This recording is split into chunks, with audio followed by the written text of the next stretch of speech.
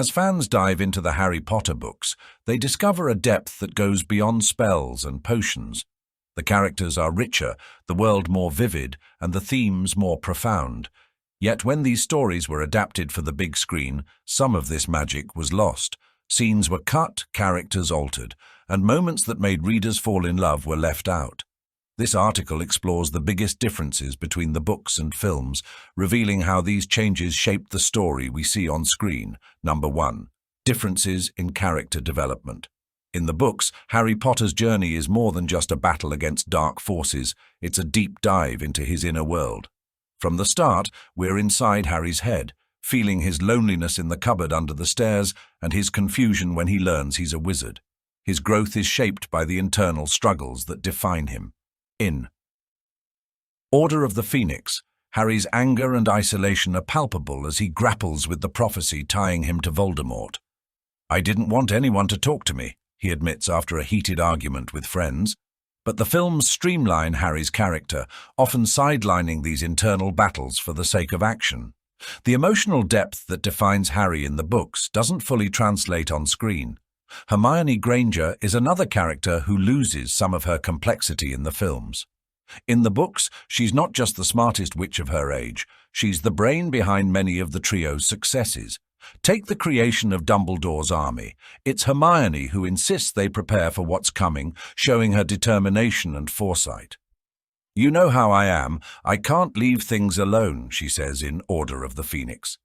But in the films, Hermione's proactive nature is toned down. Some of her most significant contributions are either minimized or handed to other characters, dulling her impact. Ron Weasley, Harry's loyal best friend, also undergoes a change from page to screen. In the books, Ron is more than comic relief. He's brave, smart, and deeply loyal. He battles insecurities about living in the shadow of his successful brothers and best friend. His courage shines in moments like the chess game in Philosopher's Stone, where he sacrifices himself to save his friends. "No, you can't. There must be another way," Harry pleads, but Ron's decision is firm and heroic.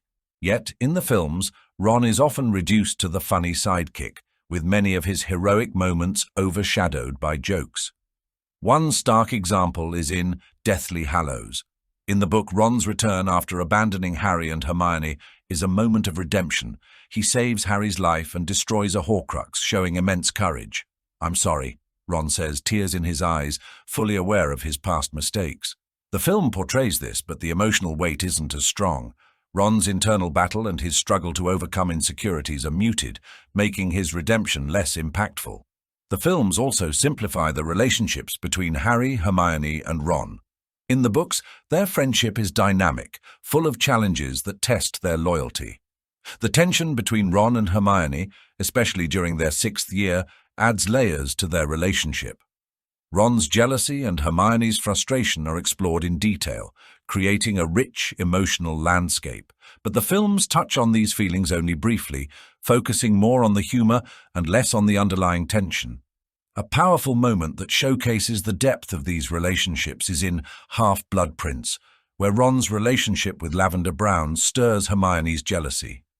The book captures Hermione's heartache and Ron's confusion with nuance.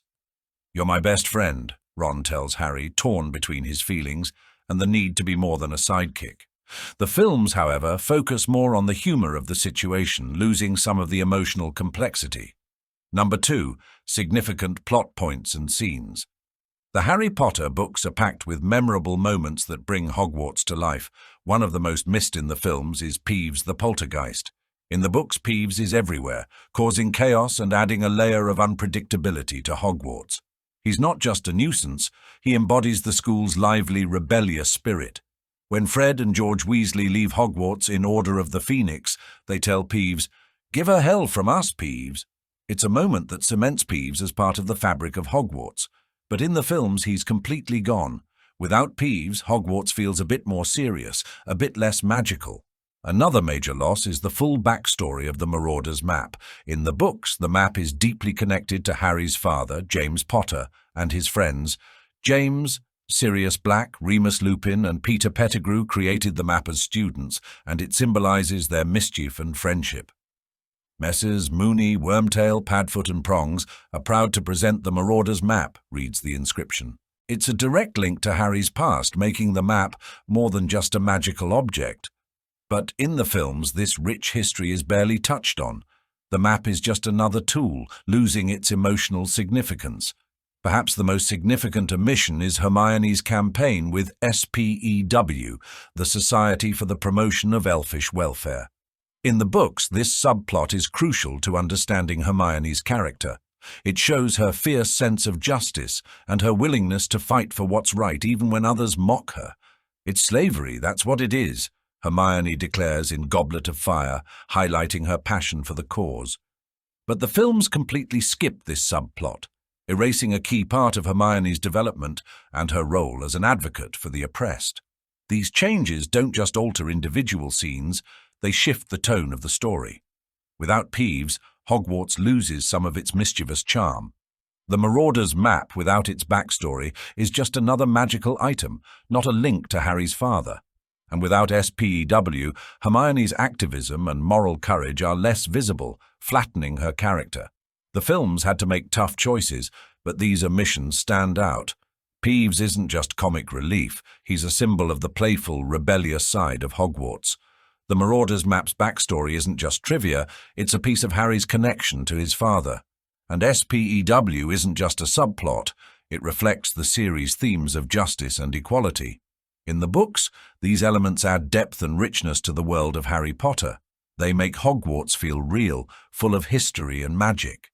The films, by focusing on the main plot and big visual moments, sometimes miss these smaller details that give the story its heart. Number 3. Key details in world building. One of the true joys of the Harry Potter. Books is how J.K. Rowling brings Hogwarts to life through its daily routines. We don't just see the big battles, we live through the ordinary days filled with classes, homework and school traditions. We sit with Harry, Ron and Hermione in potions class as Snape sneers, or struggle with them over tricky transfiguration assignments. Why is it always me who gets the difficult homework? Ron complains in Goblet of Fire, a line that perfectly captures the everyday frustrations of student life at Hogwarts. These details make Hogwarts feel real, a place where magic is woven into the fabric of daily life. The films, however, focus mostly on the major events, the Triwizard Tournament, battles with dark forces, and the search for Horcruxes. While these moments are thrilling, they overshadow the quieter scenes that show Hogwarts as a living, breathing school. We see fewer of the mundane moments, like late-night study sessions or chaotic meals in the Great Hall. This shift in focus means the films miss out on some of the charm that makes Hogwarts more than just a backdrop for adventure. Magical creatures are another area where the books truly shine. Rowling's descriptions of creatures like hippogriffs, thestrals, and house elves are rich with detail, making them feel real and complex. When Harry first meets Buckbeak in Prisoner of Azkaban, there's a mix of awe and danger. You have to bow to him, Hagrid warns, capturing the creature's proud nature. The books delve into the personalities and habits of these creatures, making the magical world feel vibrant and diverse. In the films, though, some of this richness is lost. While creatures like Buckbeak and Dobby make memorable appearances, others are either downplayed or left out entirely. Thestrals, those eerie, skeletal horses, are briefly shown in Order of the Phoenix, but their mysterious nature is less explored. The films often prioritize visual spectacle over detailed world-building, which sometimes flattens the depth of the magical creatures we meet. Spells and magic are another area where the books provide a deeper dive. Rowling doesn't just throw out spell names, she explains how they work, their history, and their uses. We learn about the differences between charms and curses, the complexities of potion making, and the skill required for advanced magic. Wingardium Leviosa, Hermione says with perfect precision in Philosopher's Stone, emphasizing how technique matters. These details make the magic in Harry Potter feel grounded, like a real system with rules and logic. In the films, magic is often shown as a flash of light or a burst of energy. While visually impressive, the intricacies of spellcasting get left behind. The movies give us the end result, transfigurations, duels, and explosions, without showing the hard work or technique behind them. This approach sacrifices some of the believability and depth that the books offer. Hogwarts is also full of traditions and quirks that the books explore in detail. From the Sorting Hat's songs to the changing decorations in the Great Hall, these elements give the school a sense of history and continuity. Readers experience the thrill of receiving a Hogwarts letter, the anxiety of owl exams, and the joy of discovering secret passages. These moments, while small, add layers to the world, making Hogwarts feel like a place where magic and history are alive. The films, though, often skip over these traditions or condense them into quick scenes. The Sorting Hat's songs, for instance, are omitted, and many school traditions are only hinted at. This streamlining keeps the pace fast but loses some of the richness that makes Hogwarts feel so real. Number 4. Thematic elements and symbolism.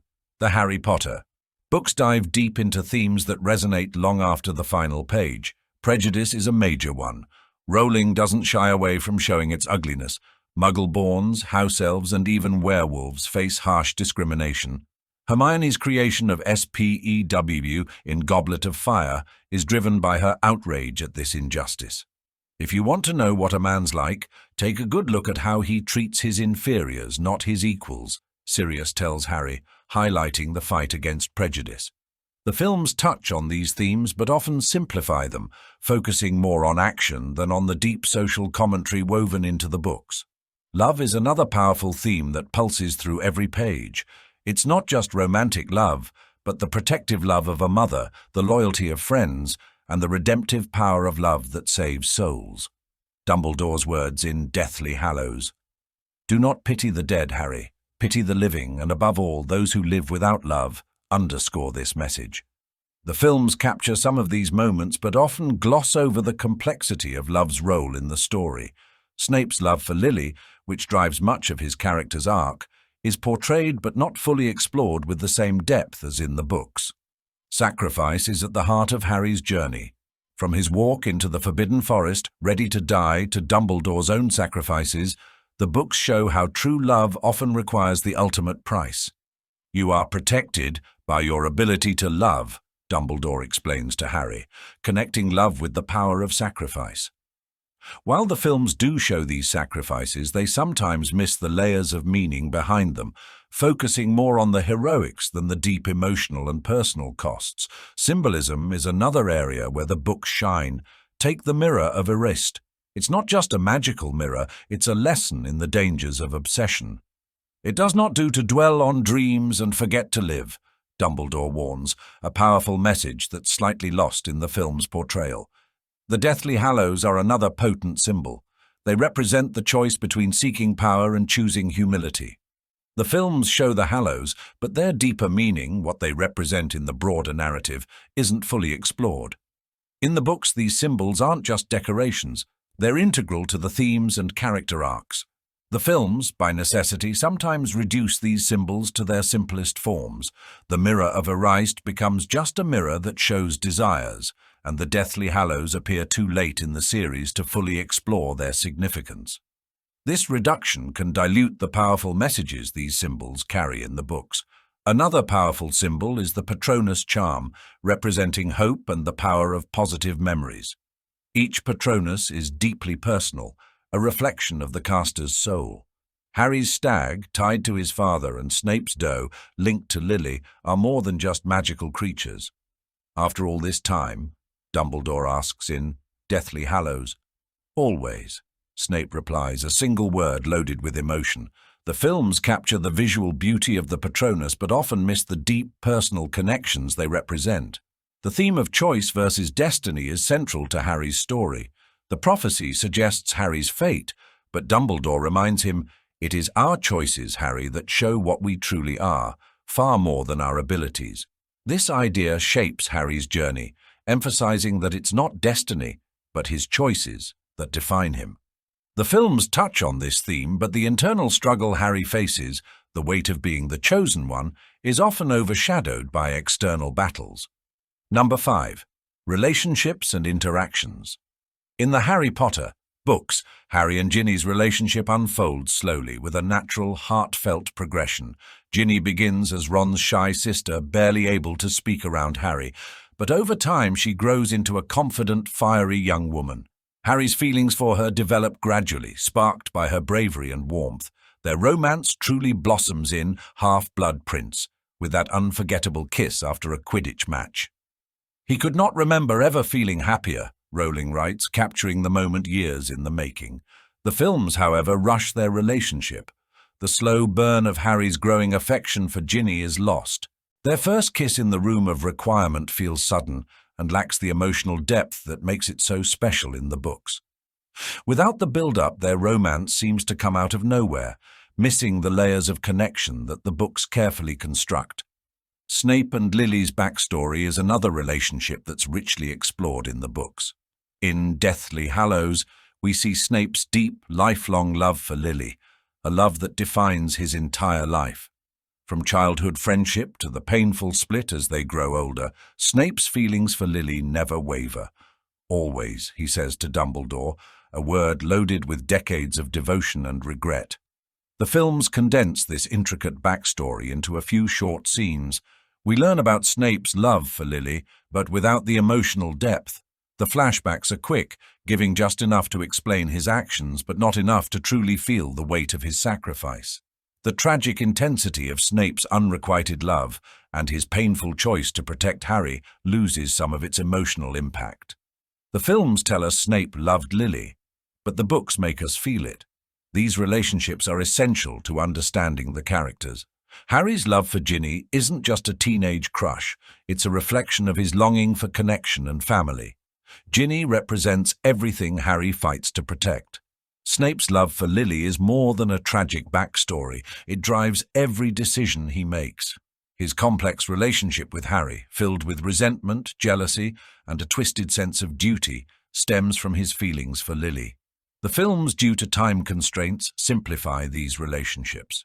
Harry and Ginny's romance feels rushed, and Snape's love for Lily comes across more as a plot twist than a deeply rooted character trait. These shortcuts, while necessary for the medium, strip away some of the story's richness. In the books, these relationships develop with care, each interaction layering more meaning. Harry's romance with Ginny is the result of years of shared experiences. Snape's interactions with Harry are charged with history, guilt, bitterness, and a buried sense of protection. It's the slow, careful build that makes these relationships so compelling. Number 6. Adaptation choices and their impact. The Harry Potter. Books are rich with lore and subplots that make the wizarding world feel alive. Rowling weaves these elements seamlessly into the story, creating a complex tapestry that pulls readers in. But when these tales moved to the big screen, much of this detail had to be trimmed. The films, constrained by time, often simplify or cut subplots that, while enriching in the books, were deemed non-essential for the main plot. A glaring omission is Winky, the house elf in Goblet of Fire. Her story, tied to the Crouch family and Barty Crouch Jr., adds depth to the narrative about house elf rights and freedom. Winky is free, Dobby says, though it's a hollow victory. In the films, Winky is completely absent, stripping away a subplot that deepens the theme of freedom and the moral complexities of servitude. The films also condense significant storylines. Take Voldemort's Horcruxes in Half-Blood Prince. The book offers a deep dive into Voldemort's past through Dumbledore's memories, revealing the dark path he took to create Horcruxes. He made 7 Horcruxes, Dumbledore reveals, a shocking moment that underscores the depth of Voldemort's evil. The film, however, compresses this into a few key scenes, losing some of the lore that makes Voldemort's backstory so chilling. Creative liberties in the films also shift the story's tone. In Order of the Phoenix, the film adds a dramatic training scene in the Room of Requirement that's not in the book. This adds visual excitement but changes the atmosphere from camaraderie and learning to something more intense. It's a shift that works for the screen but alters the original narrative's grounded tone. Another creative addition is Harry and Hermione's dance in Deathly Hallows, Part 1. This scene, not found in the book, shows their deep bond in a tender human moment during dark times. It's a touching scene that adds emotional weight, but it also sparked debate for deviating from their strictly platonic relationship. "What do you think of this?" Hermione asks. encapsulating a moment of rare calm. It's a change that adds to the film's emotional depth but wasn't in Rowling's narrative. These changes, while sometimes controversial, are often necessary to translate the books into films, but they come at a cost. Omissions and compressions can flatten the story, removing the rich details that make the book so engaging. The lore, side plots, and history that Rowling created give the series its texture. The films, while magical, inevitably lose some of this richness.